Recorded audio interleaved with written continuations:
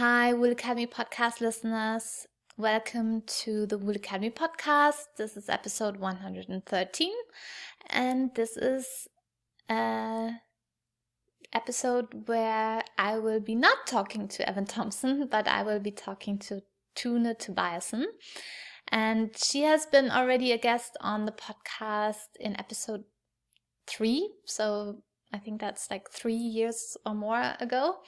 And I've invited her to join me on the podcast once again because she has so many interesting things to say about Norwegian wool, but also other regional wools within Europe. And we discuss different projects that she's working on and different issues that are all connected to the local European wools. So I hope you enjoy this episode. Thanks again for tuning in, and I talk to you again at the end. Bye for now. Tune, it's so lovely to have you on the Wool Academy podcast once again, because we did speak some years ago. You were actually episode number 3, so the very, very beginning. So some of our listeners might not have listened to that early episode. So to Shame get us, on them. No. Yes. And to get us started, I would like to ask you once again to give a short introduction about yourself, please. Okay. Yes. I'm Norwegian and I'm a journalist by trade. And I've been working mainly in magazines for most of my life. I worked for the longest time as an editor of a fashion magazine, which no longer exists. And from that, I went on to freelance. So I've been freelancing for, among others, eco-textile news and some also trade journals. So I'm writing articles right now for different trade journals around the world. Yeah. But is it correct to say that you are pretty much specialized on wool and in connection with sustainability? That's become most of what you can say that I write mainly about, because that's what I've been most interested in. So that also together with Ingen Grimstad Klepp, who you also interviewed in the podcast, we've been writing books on the subject too.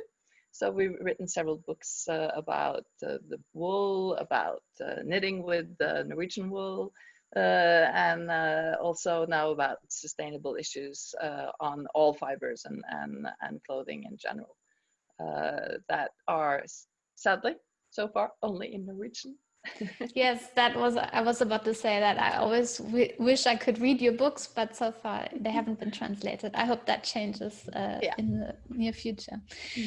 And why I wanted to reconnect with you is because, I've started working in Albania with flock wool, and there we have a lot of different issues, and you have been tackling those issues already with a lot of different projects in Norway and also neighboring countries.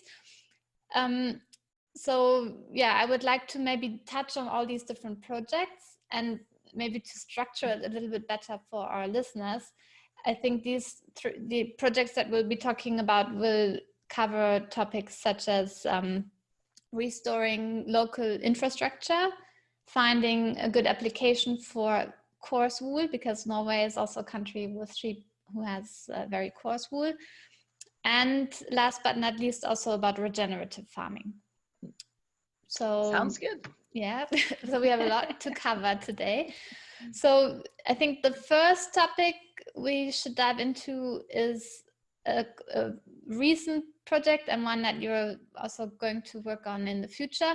And that's about finding a product application for coarse wool. And in this specific project, I think it's a collaboration with the country Poland. Yes. So tell us more about the project, which is called Volume, or how do you pronounce it? I'm not quite sure how we're going to pronounce it, but we called it volume because we want to be working a lot with sound absorbing different structures that can be made from wool. And so it goes both to the volume of sound, but then using the word wool spelled, so it's spelled Woolume. So it's sort of a wordplay on that, and it's a Polish-Norwegian collaboration, because there's a funding program that actually funds collaborations between Norway and Poland. And they're quite big projects, and they have to do with everything from medicine to just about anything. But they also had an agricultural program. So we have been already in dialogue with our partners in Skårdal in Poland, who are at the technical university there, because we met them many years ago at a conference that the IWTO actually sent us to, which was the Natural Fibers conference. And we met them there at lunch and started talking to them, and had a great dialogue about the differences in the infrastructures between Norway and Poland when it came to wool.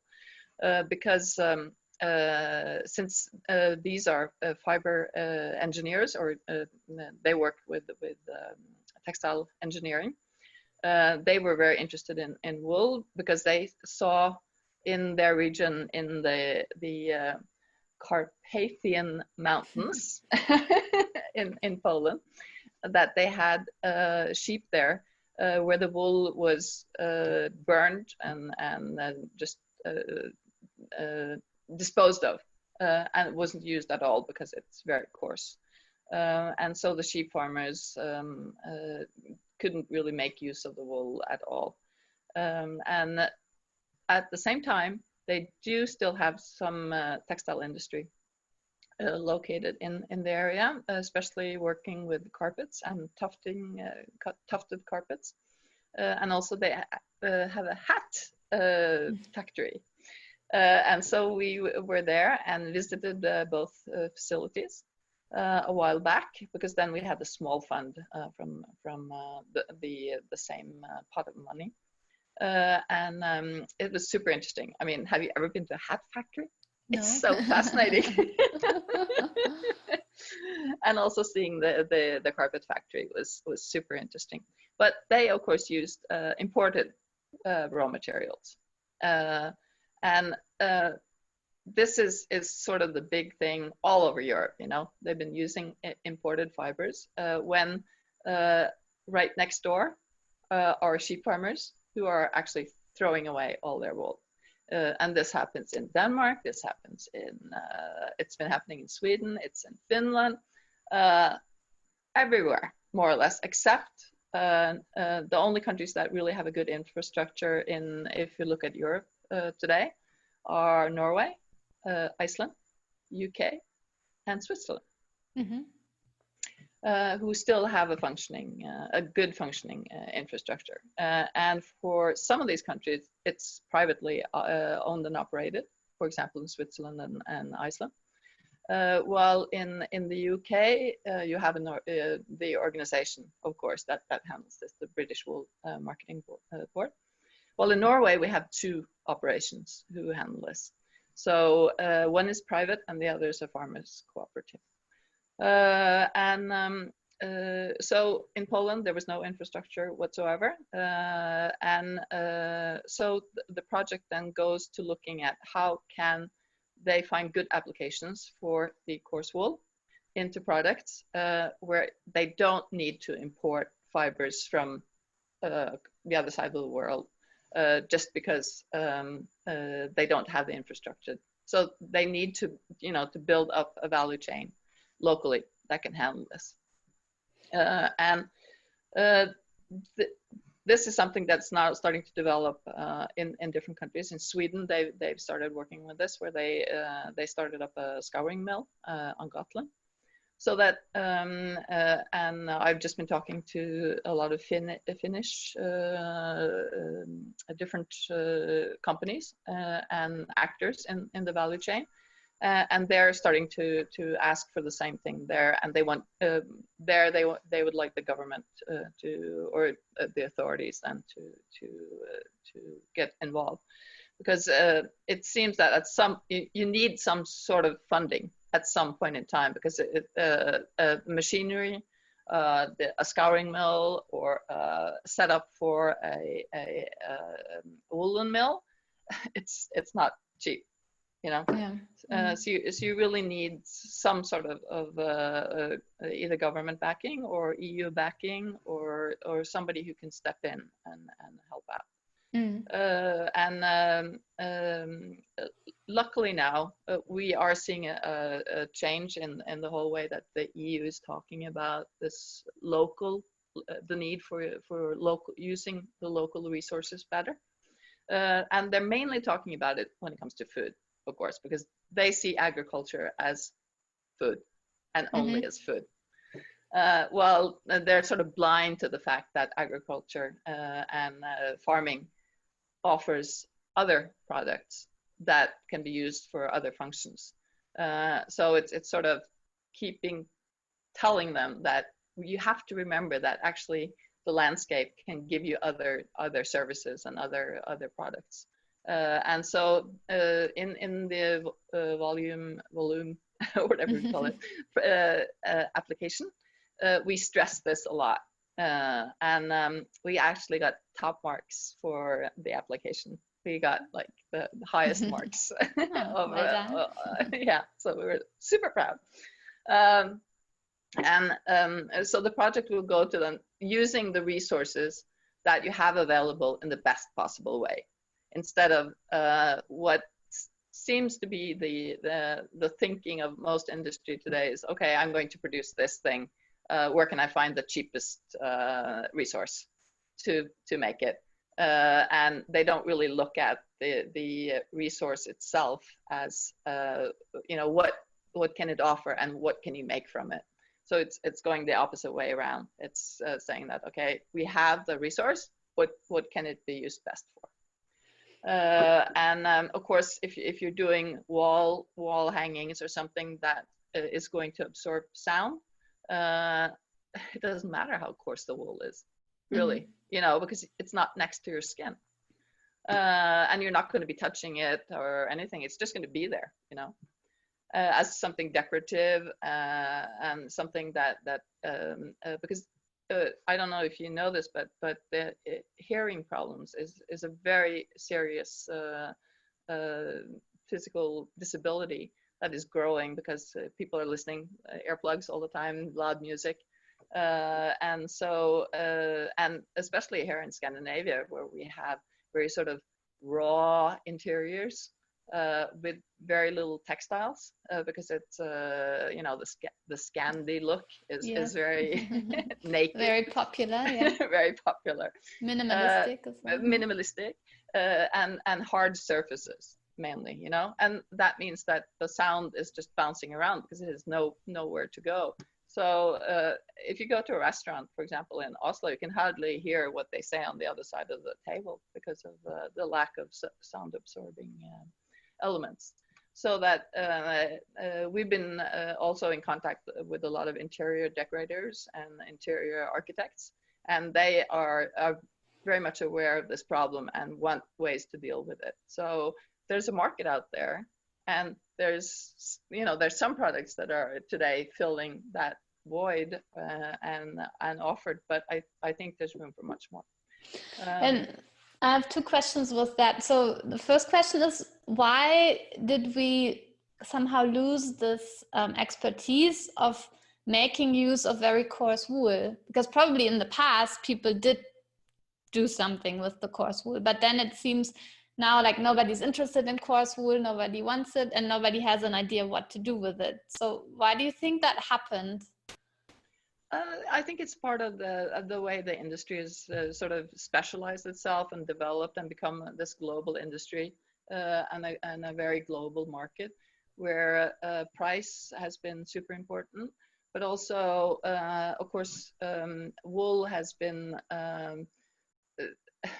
the importance of softness has sort of become the mantra of, you know, wool isn't itchy, you know, this isn't itchy wool. And it's like there's wool has always had this sort of, yeah, but it's itchy, you know. But it always depends on the use, what you're using it for. If you know, I'm wearing a kari tråd top now, which I'm sure you recognize. I think you have one of them Yeah, I too. have the same in blue, yes. Yeah. I have them in all colors. That's next to skin, and that has to be something that is below 28 microns for you to actually want to. At least most people, we all know that Ingun can wear anything next to skin, but most of us prefer something that is around 18, 19 microns when it's next to skin. But wool can be used for so much more, and especially in the interiors. Mm. And then my second follow-up question is, so how did you go about, I mean, you now kind of decided on the wool panels, like for the acoustics, but how did you, find that product application? And will there be more research maybe to find other applications?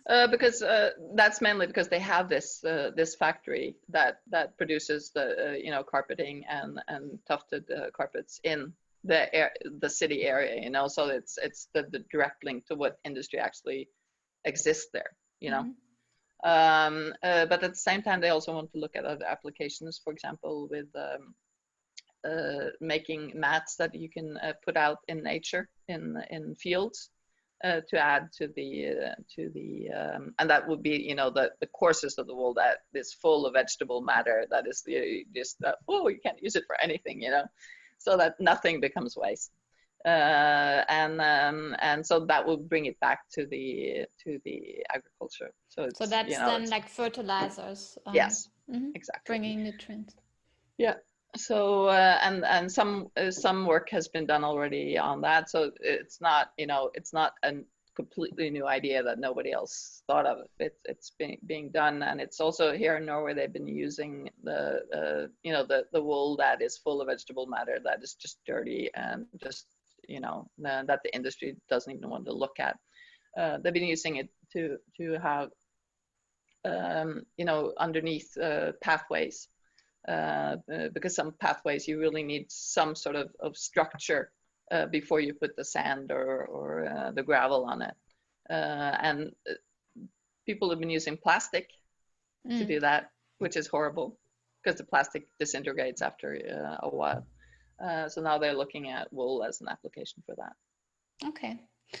Well, I wish you lots of success with that application. It hasn't yet been accepted, right? Or you're still waiting? The application, when we got the top marks, and it's going to start in September, October. Okay, well, congratulations. So and so we're going to launch it probably at the Baltic Wool Conference, which is going to take place in October. Wow, okay, that sounds amazing. And then we will catch up once you have more results from that. Yeah. Okay, so we already talked a little bit, while we talked about finding product applications, we already dived in a little bit into, having lost infrastructure for wool and rebuilding it. And you have been actually working a lot on this in Norway. So there are two projects. One is called Viking Gold, and from that you had a new project called Coarse. Yeah, Coarse. So take us a little bit more into those projects and what you've done there.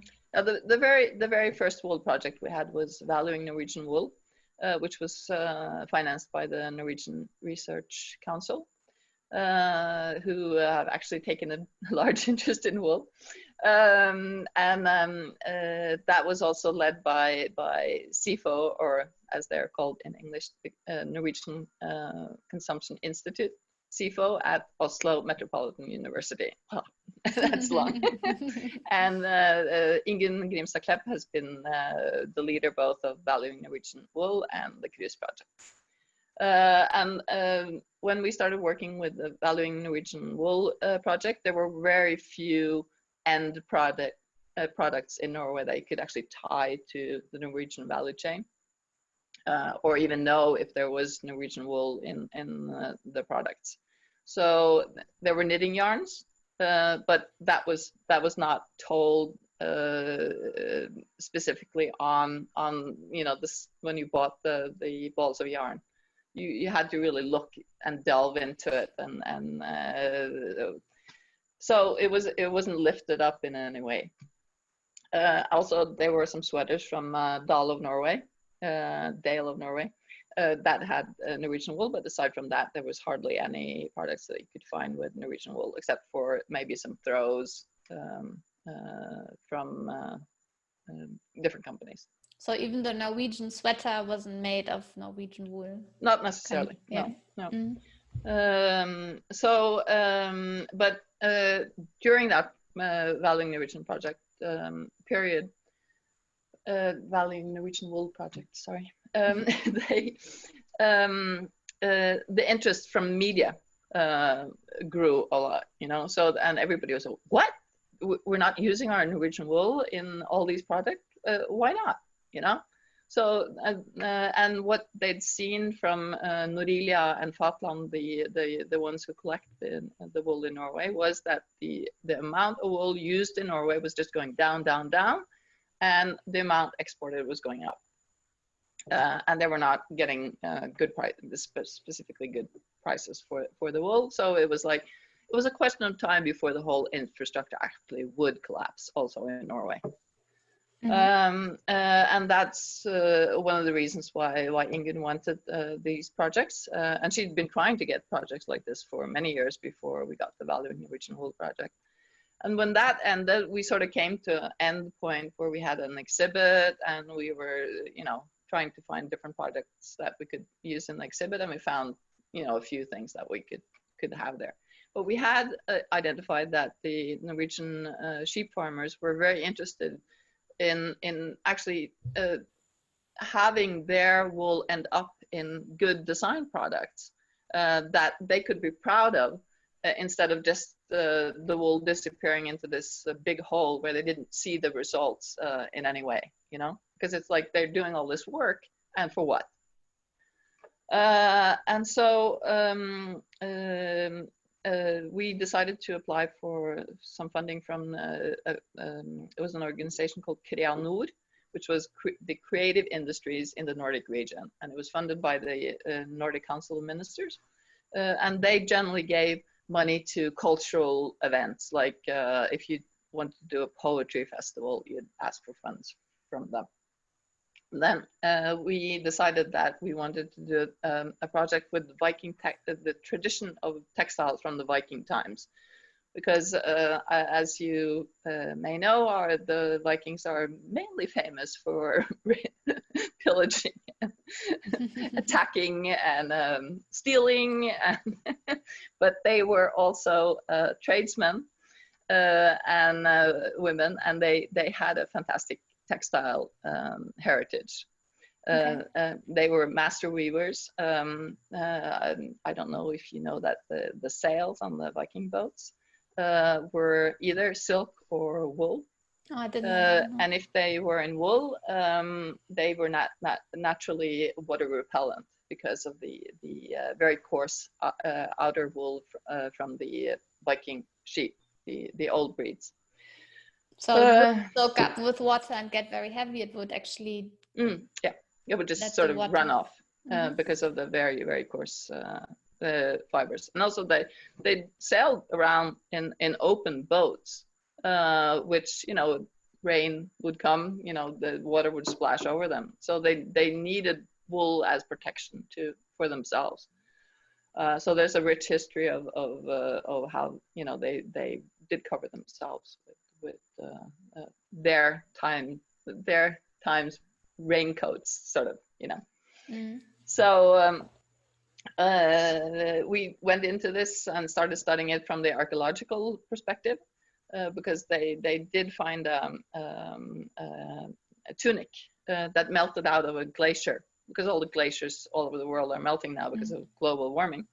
And so they found the tunic from year 400 that was whole. It had been frozen in the ice since year 400. And it was in a diamond twill weave. So then the archaeologists that we worked with said that, you know, that was a very usual type of weaving pattern in Viking times. So we decided to use the diamond twill and developed a completely new material that we called Viking Gold. and that is woven then in this diamond twill, so that they sorted the wool on different shades. So you get a sort of grayish shade, and then you get a whiter shade, and then they wove it in the pattern, so that if you hold it different angles in the light, you will see the diamond twill pattern emerge, and it's super nice. And everybody who sees this like falls in love with the material. And we had some designers work with it and make some clothing with it. And I don't know if I should tell you a secret, but the material is going to be part of a TV program that they're going to film this fall.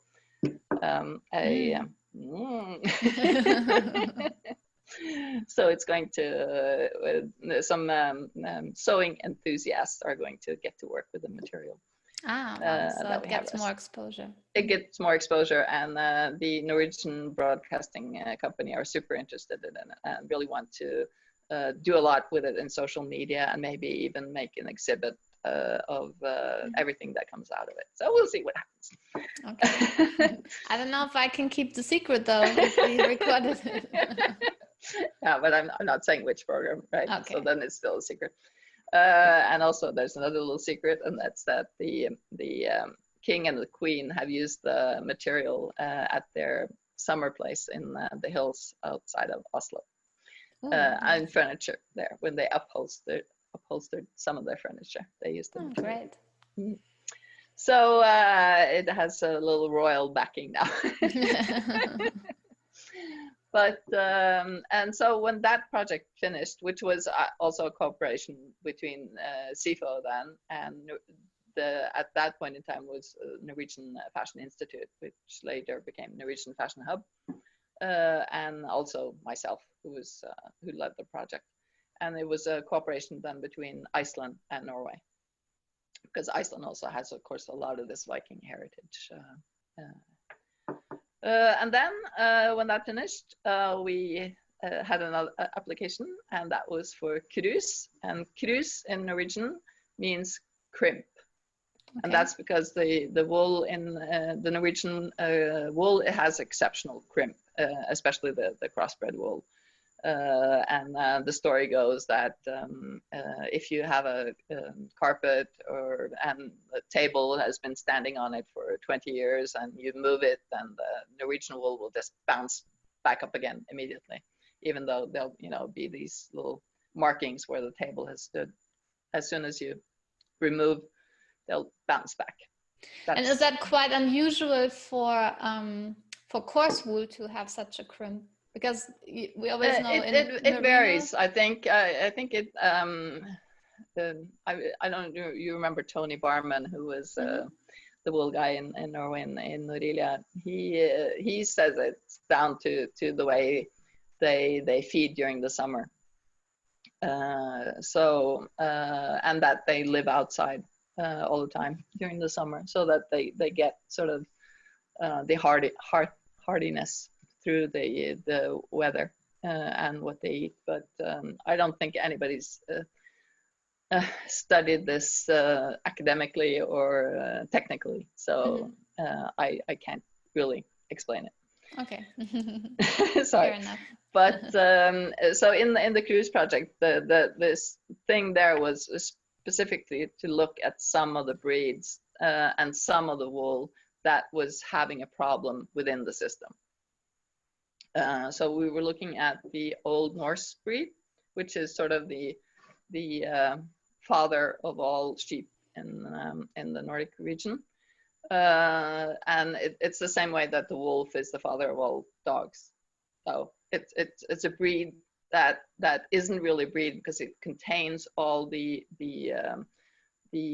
gene pool to become any type of sheep. Okay. And they became nearly extinct at some point in time, but now they are specifically protected because of that. They actually have this gene pool to become any sheep, and they're dual-coated sheep. So in that way, they are more like cashmere because they have the cover wool, and then they have the very soft, downy underwool. So, which is super soft. It can be down to like 12, 13, 14 microns. But it's a very short staple, so it's very hard to spin. But there's a micro spinning mill outside of Oslo now, just over, which is called actually Oslo Micro Mill, that have started spinning it, the very soft wool, together with some silk to structure it more. And that wool is like, you won't believe how fantastic it is, like super gourmet wool, wool yarns. But anyway, so what we wanted to do is look at some of these problematic, some of the wool was pigmented, so the industry didn't really want it. And then some of the wool, which was from the spel sheep, which are sort of the cousin of the Old Norse breed, was disappearing more and more, and the quality was getting worse. And the spinners were complaining that the farmers weren't taking well enough care of the wool. So we really had to go in and educate the farmers how to take better care of the wool so that the industry could use it. So this project was over 4 years long, and had lots of work packages. And again, it was Ingen Grimstad-Klepp who was leading the project from SIFO. And at the end of the project, it was like, there were so many different new products coming out that were using Norwegian wool. It was like, oh, that's a new one, there's a new one, oh my God, they're using Norwegian wool. So it was like, if we had done an exhibit at the end of that project, we would have filled the whole museum, because everything had changed around. And we had sports brands, using this Old Norse wool, which everybody had said was impossible to use in industrially produced products. But no, it wasn't. Not if you use the lamb's wool from the breed, and you had to shear it at a specific time before it started felting itself on the sheep. So that everybody learned so much, because that if you did things at the right point in time instead of at 2 weeks later, it made all the difference in the world. And so both the farmers and everybody throughout the value chain has learned so much now, that all this knowledge had disappeared, because everything had become just mechanical, and things were done in the same way, and anything that was problematic you didn't do, instead of actually looking at it and figuring out, if you do it this way instead of that way, it could actually work. So was it a matter that the industry, although you had the luxury that all these different actors of the supply chain were still there, but they weren't talking to each other enough? It was, you had to create, the spaces and the room where they weren't necessarily competitors anymore, but where they could actually talk together and say that, I've been wondering, have you been thinking about this? And not be afraid that their ideas would be stolen, that it would be all about cooperation, and that everybody would win if you started that type of dialogue. So it was creating platforms and networks that actually function for the industry, and I think that's what was the major takeaway from the cruise project, was that if you don't have that type of cooperation, you're not going to get anywhere. You really need for everybody to talk and be honest about their where they're failing, mistakes they've made, because you learn so much from your mistakes, and be honest about it and say, we tried this route and it didn't work. Yeah, and I guess also changing back, because they've been getting used to maybe always importing wool and doing it certain way, and then you have to actually make that decision to change and do it differently again. Yeah, and we saw that specifically with, for example, there's a weaving mill in Lillehammer called Gudbrandsdalens Ullvarefabrikk, which is a woolen mill in Gudbrandsdalen. And they had only used imported wool for forever and ever. And when Ingunn and I visited them so many years ago, they were like, we walked into the meeting room and they were like, now we're going to explain why we can't use Norwegian wool. We were like, that's not why we're here, but okay, tell us. And they gave us this spiel for like 15 minutes about that. It wasn't white enough. There were too much vegetable matter. It was everything was problematic. And now suddenly they're using Norwegian wool in the textiles for the national costumes, and it's there's not really any major problems. Oh, great. Well, that's a true success story there. Wonderful. And because you're all about wonderful names of your projects, we have another great name that's called Amazing Grazing. Yeah. And that looks more at regenerative farming. So let's dive into that one. Yeah. Well, we're working on that application right now, so we don't know. We already sent it in once to one call for projects, and it was rejected there. But I think we understand why it was rejected, because it didn't really fit the call really well. But this call is about rangeland grazing and how to use what you could probably call it, feed mileage in a way of thinking, because in most modern industrial farming, you're importing a lot of feed from soya, for example, produced in the Amazon. And we all know that this is not the way to do it, because they're mowing down the trees in the Amazon to build a large production, areas for soy, and this is not gaining the world at all. So my husband is leaving for a run, so I just had to wave goodbye. We're at our cabin in the mountains, so yeah. But anyway, so we especially sheep in Norway are graze in the mountains and in the hills and in the forest and along the fjords from May and until late August. And so that is one of the reasons why we have a cultural landscape still here, and that we can actually go, into the mountains hiking because they are taking care of the landscape. And we see now more and more that even they're sending the cows into the mountains and the hills and the forest much more than they have the last maybe 20 years, because Norway was sort of growing over, it was becoming less and less accessible because plants just go crazy if they have a chance. But if a cow or a sheep or a goat comes along and grazes them, then you're also working with the natural carbon cycle.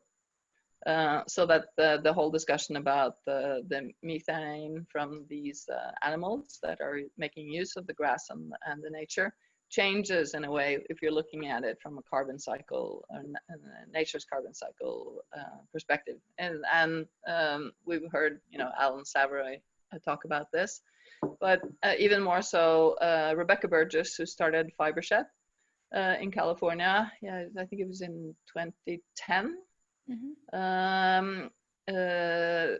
Has been working very much with this, and she has been working with Stanford and Berkeley, and they've done reports where they measure the carbon in the soil, they measure the increased carbon in the soil through the proper grazing methods that are mimicking more what wild herds did in before we as humans sadly killed them off. So now one uses the grazing animals to replicate this, and that's the whole idea behind regenerative grazing and regenerative farming, is that you're using the natural carbon sink of the soil. And it's one of the biggest sinks that you actually can actively use, so that if you're working with it in a proper way, you're being neutral, or even sequestering carbon. But even more so now that the whole issue around biodiversity is really coming up to the forefront of the discussion, and everybody from the UN to the EU is saying that the only focusing on carbon is wrong. We have to look at this whole system, and especially the biodiversity, because that's where we're really hurting now. Then you're also addressing this, because with the proper grazing, you're actually taking care of biodiversity in the and for the most part, one is talking then about so-called biospheres, which is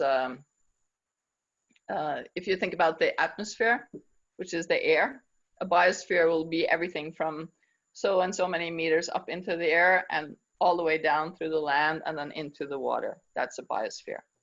And this is a new thing that the UN is working on, is creating biosphere areas. And so outside of Bergen, they have the first one in Norway now, and they're working then with the local sheep and how they contribute to positive development in the biosphere. And so they even developed a wool route there, so one can travel and follow in the wool from the sheep and yeah, to the different factories that are outside of Bergen that work with wool.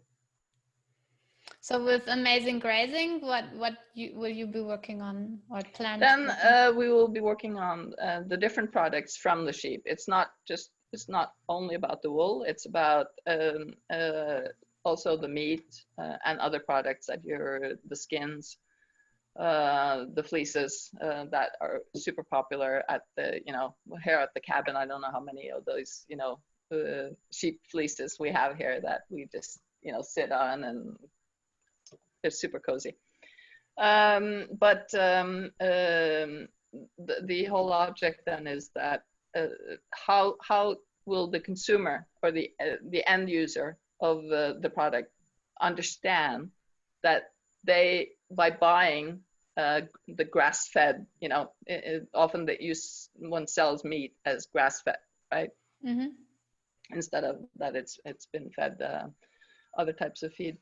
And how can you tell the end user that they are actually contributing positively to good grazing practices and to higher quality products that come from this type of grazing?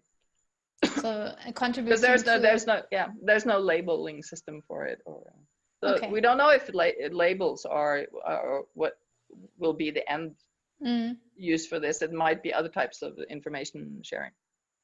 Okay.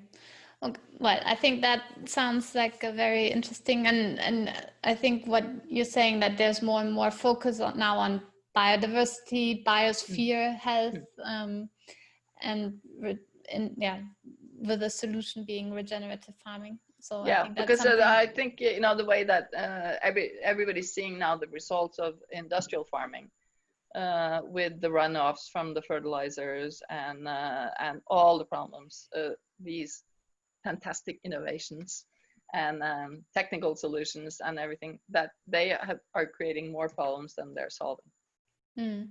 So it's sort of, okay, they did stuff right 100 years ago, so we have to go back and actually fetch up a lot of the knowledge that our forefathers, my grandfather was a farmer, that they had, and that and how they used everything from the farm.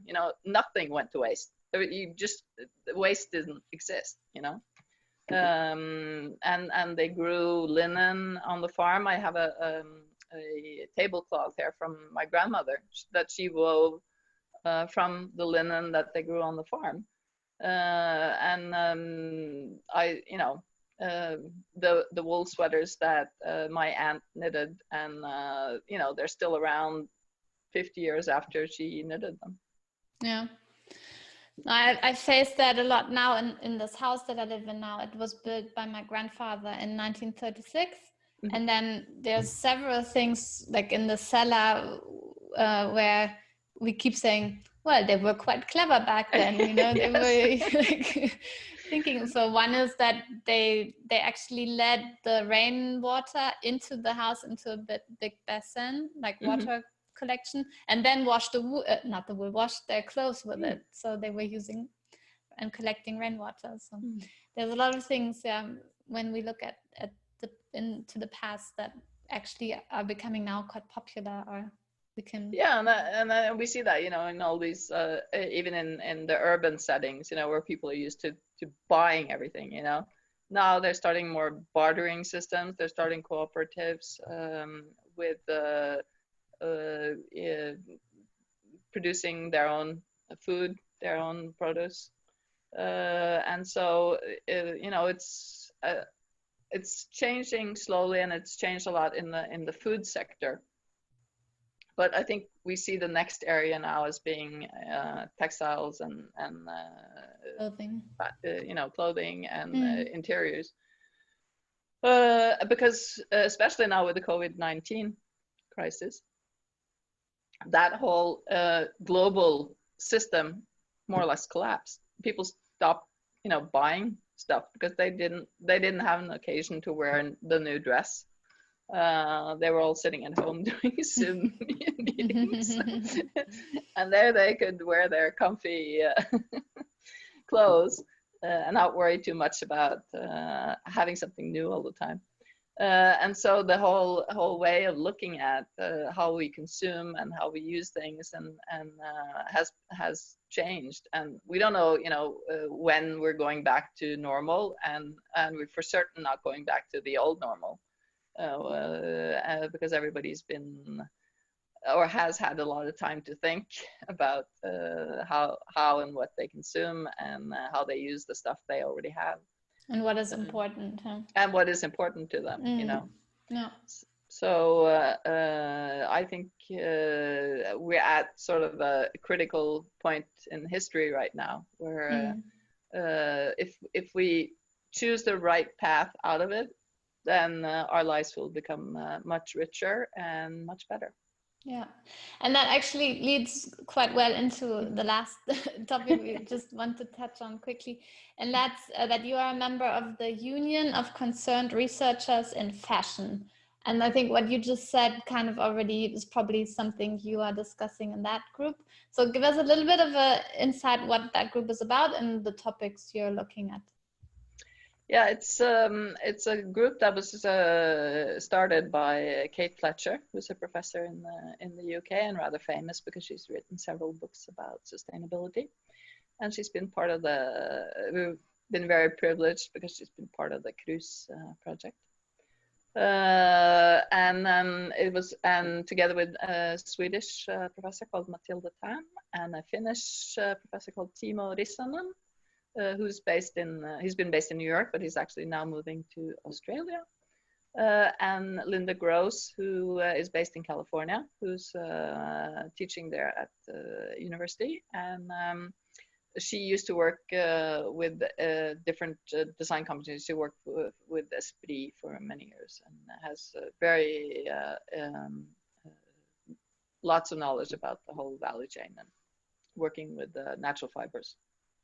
And so why we started this organization was sort of a very frustrating moment. I think a lot of people will remember when the Global Fashion Agenda held Copenhagen Fashion Summit some years back and issued the first Pulse report, where they said that one of the main takeaways from that report was that we all have to start wearing recycled plastic. Mm-hmm. And we were like, no, we don't. We really don't have to wear recycled plastic at all. We need to talk about something that is for many uncomfortable to talk about, and that is degrowth. We need to consume less because the whole fashion industry was just growing in leaps and bounds. Of course, COVID-19 changed that drastically with all the problems that has resulted in. But when it comes to the whole degrowth discussion, it's not about sort of having less. That's not at the core of it. It's sort of scaling everything down to become so that the world becomes more equitable. Because the way the system has been is that somebody on the other side of the earth has produced stuff for us very cheaply that we have bought at way too low prices. And it has created a system where, for example, an expensive quality raw material, such as wool, is punished because it is expensive as a raw material.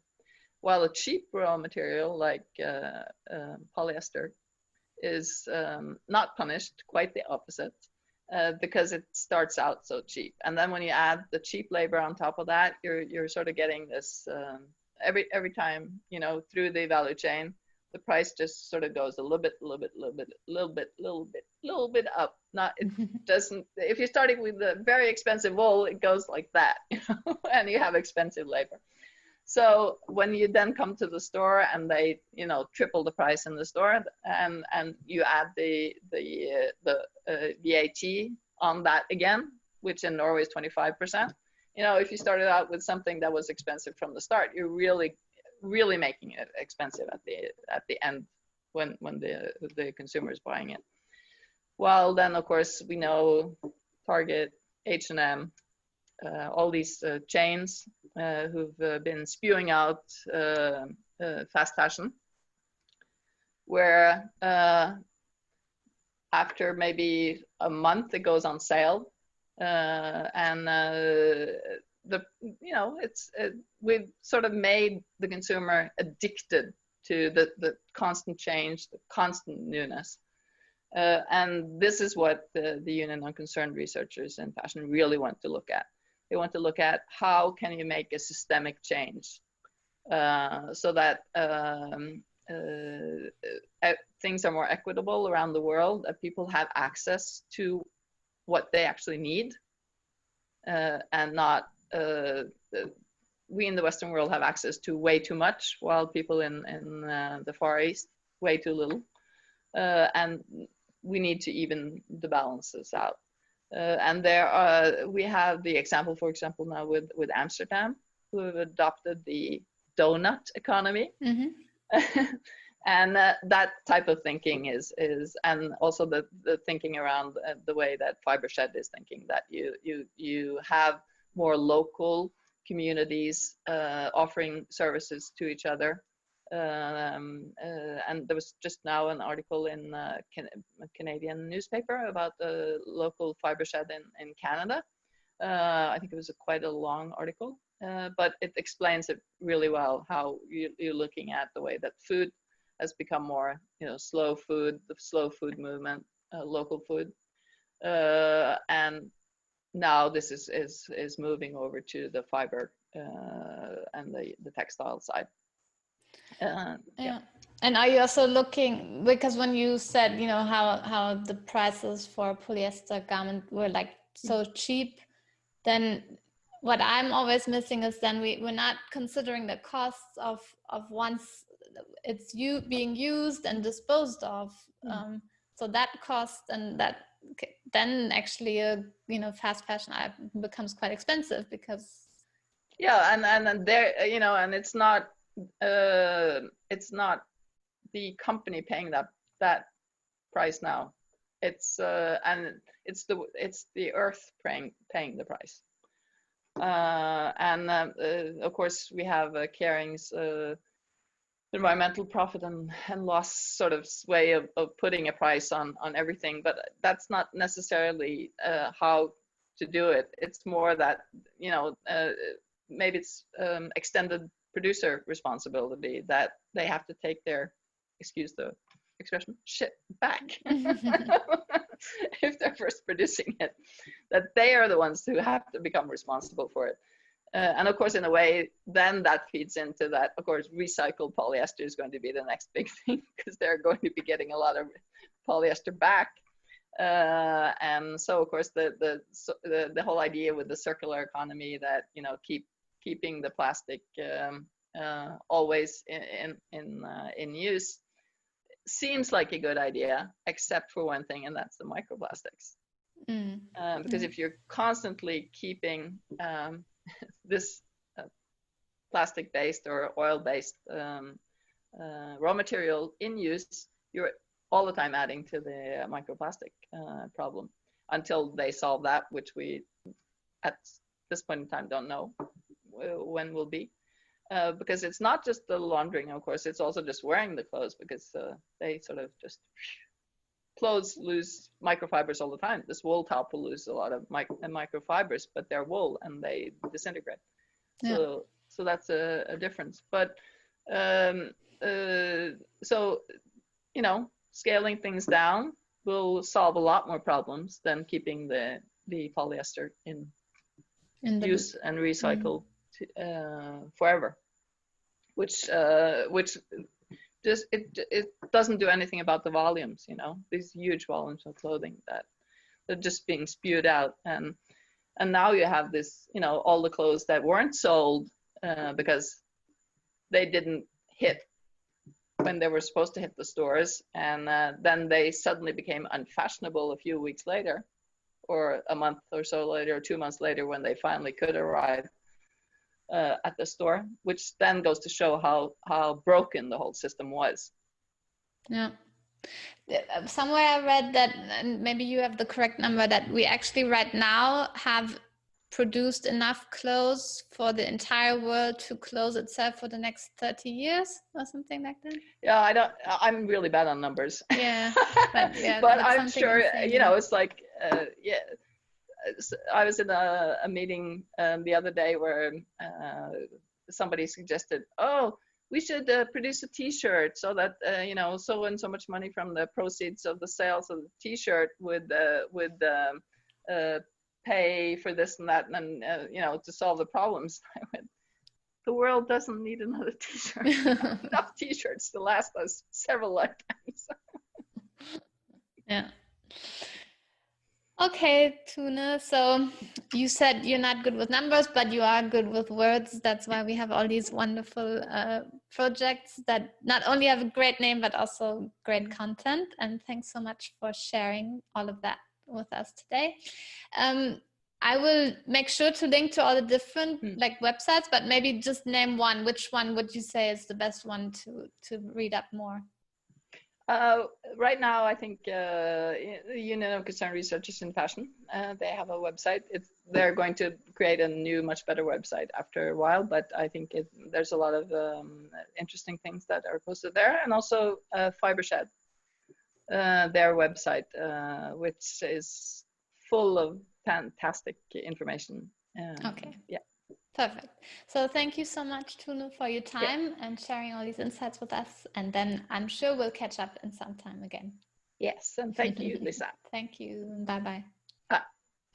So I do hope you enjoyed our discussion, which was a little bit longer than our previous episodes, but I think there were so many helpful insights that you hopefully enjoyed it all the way to the end.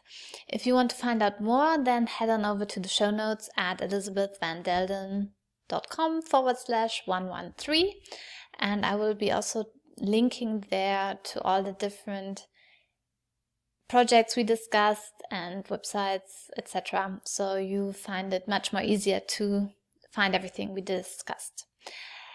I hope you will join us again in 2 weeks' time, when I will be talking to John Parkinson. He runs a recycling business where he makes out of old wool garments recycled wool yarn. And yeah, that was also a very interesting discussion I had with John, and I hope you will be joining us in 2 weeks' time. Thanks for listening, and bye for now.